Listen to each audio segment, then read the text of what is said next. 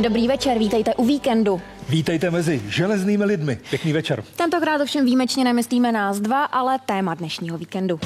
Uvidíme nejmenší české železné mužíky, reprezentanty českého žákovského hokeje.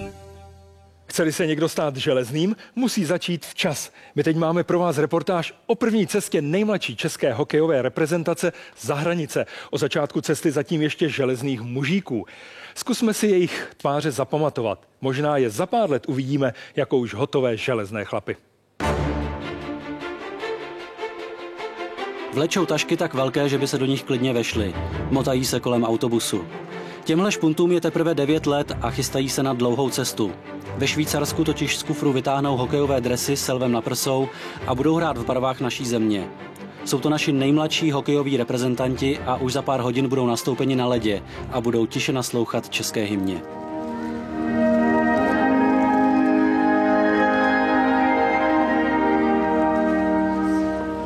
Většina z těchto 17 malých hokejistů trénuje už od 4 let. Prošli si tvrdým tréninkem a jsou výběrem nejlepších z nejlepších ze svého ročníku.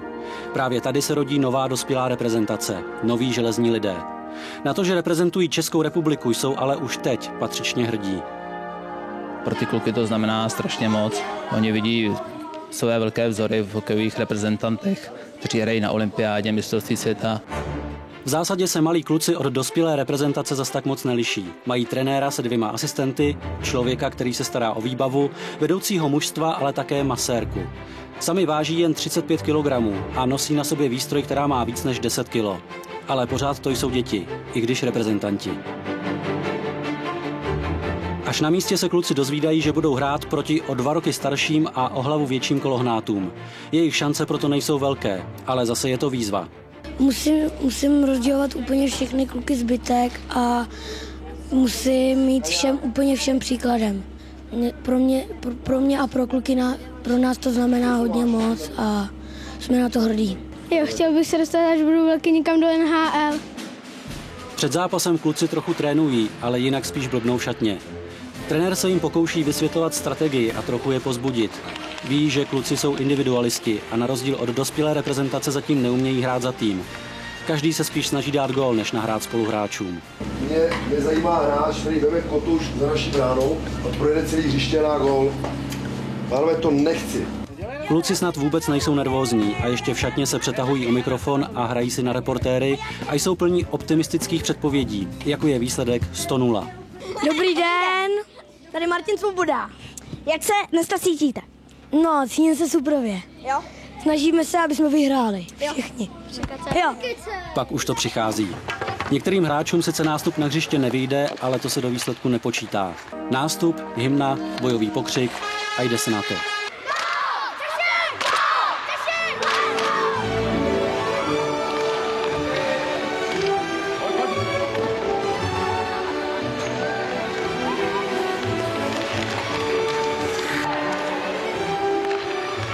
Z tribuny zápas sleduje několik desítek rodičů, kteří přijeli svým dětem fandit. Pěkné akce, úsměvné situace, ale jsou vidět i velmi tvrdé zákroky a tresty. Prostě jako v jakémkoliv jiném hokejovém utkání. Jen ti hráči jsou za mantinelem sotva vidět. Naši nakonec první zápas prohrají 2-5, ale proti těm 11letým habánům to trenér bere jako úspěch. Bohužel v tom začátku neproměnili slibné šance, které jsme měli a v tom závěru už nám došly síly. Po odpočinku a dobrém jídle se reprezentace přesune do Klotenu. Tady je čeká druhý zápas, do kterého kluci nastoupí s nezmenšenou touhou vyhrát. Češi!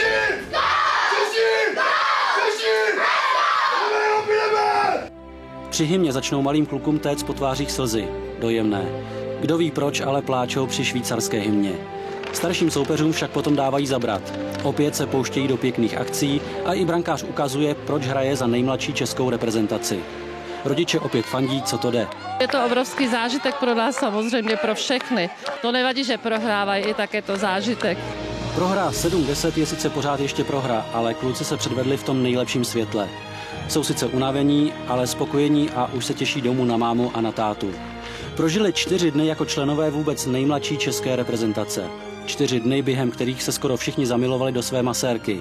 4 dny, během kterých byly jágry a hašky. 4 dny, během kterých oni byli Česká republika.